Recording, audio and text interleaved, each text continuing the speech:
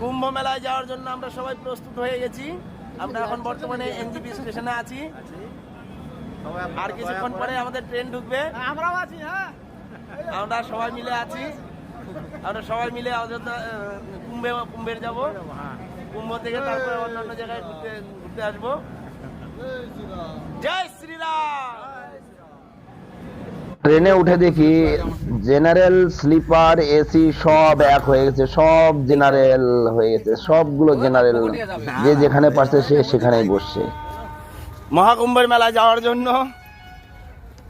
অনেকটা 17 কিলোমিটার আগেই নেমে পড়ছি ট্রেন থেকে। ওই যে পেছনের ট্রেন আছে আমাদের, ওই যে ওখান থেকে নেমে পড়েছি। এখন হেঁটে হেঁটে যাচ্ছি। আমাদের সঙ্গী সাথী যারা আছে সবাই মিলে যাচ্ছি। এই 17 কিলোমিটার রাস্তা অতিক্রম করার জন্য আমাদের অনেক কাঠখড় পোড়াতে হয়েছে। আমরা 3 কিলোমিটার রাস্তা হেঁটে তারপরে বাইক পাই, বাইকে করে আমরা সবাই যাই। যে যেরকমভাবে পারছে সে সেরকমভাবেই গেছে। এই বাইকে যাওয়ার জন্য এক একজনের কাছ থেকে এক এক রকমভাবে টাকা নিয়েছে। কেউ 200 টাকা, কেউ 300 টাকা। কিন্তু আমার কপালটা খুবই ভালো ছিল, আমি একদম ঘাটে পৌঁছে গিয়েছিলাম। আর সকলেই মোটামুটি 3-4 কিলোমিটার পিছনে পড়ে গিয়েছিল। তার জন্য আমি ঘাটে আগের থেকে এসে উপস্থিত হয়েছি এবং ওদের অপেক্ষায় আমি ঘাটে বসে থাকি। সেই সময় একটি হেলিকপ্টার আসে পর্যবেক্ষণ করার জন্য। আর সেই ঘাটে অসংখ্য পাখি বসে আছে। সেই পাখিগুলো দেখতে একদম মনে হচ্ছে যে পদ্ম ফুলগুলো নদীর ভিতরে আছে। সেই পাখিগুলো হেলিকপ্টারের আওয়াজ শুনে উড়তে থাকে। সেই ছবিগুলো দেখলেন। এরপরে আমি আমার সঙ্গী সাথীর জন্য আমি বসে আছি। ওরা আসবে আর যেখানে স্নান হয় সেখানে এসে উপস্থিত হয়েছি। এখনো বন্ধু বান্ধব কেউ এসে পৌঁছায়নি, তাই এখনো স্নান করতে পারিনি। ওরা চলে এসে কিছুক্ষণের মধ্যেই ঢুকে পড়বে, তারপর আমরা স্নান করব। আজ ছিল মৌনী অমাবস্যা, সেই জন্য সেখানে যে শাহী স্নান ছিল, সেই শাহী স্নানটার জন্যই সবাই অপেক্ষা করছিল যে শাহী স্নান কি করে করব। আমরাও সেই চেষ্টাই আসছিলাম যে আমরা সময়ের মধ্যে আমরা শাহী স্নানটা করব। তো আমরা সঠিক সময়ে আমরা এসে পৌঁছে গিয়েছিলাম সেই ঘাটে। ঘাটে সবাই মিলে স্নান করি। আমরা যেখানে স্নান করেছি সেখানে থেকে যে সঙ্গম স্থল, তার থেকে একটু সামনে আমরা একটু নিচের দিকে স্নান করেছি। এই সঙ্গম স্থল থেকে একটু নিচের দিকে স্নান করাতে আমরা তিনটি নদীর যে ধারা, যেটাকে ত্রিবেণী বলা হয়, সেই ত্রিবেণী নদীর ধারা আমরা পেয়েছি।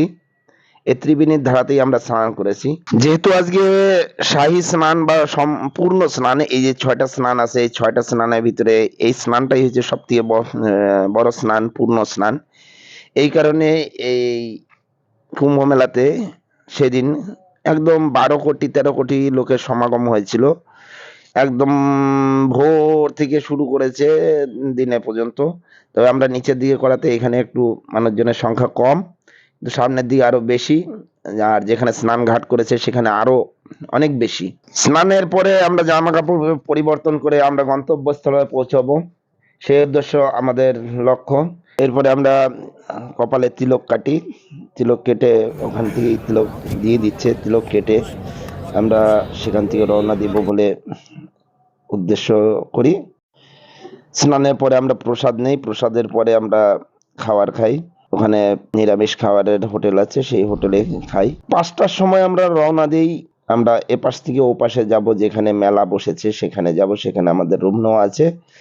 5টা থেকে 11টা পর্যন্ত হাঁটতে থাকি। 5টা থেকে 11টা মোটামুটি 6 ঘন্টা আমরা হেঁটে তারপরে আমরা পৌঁছই সেই রুমে। সেখানেই আজকের মতো বিশ্রাম নেব।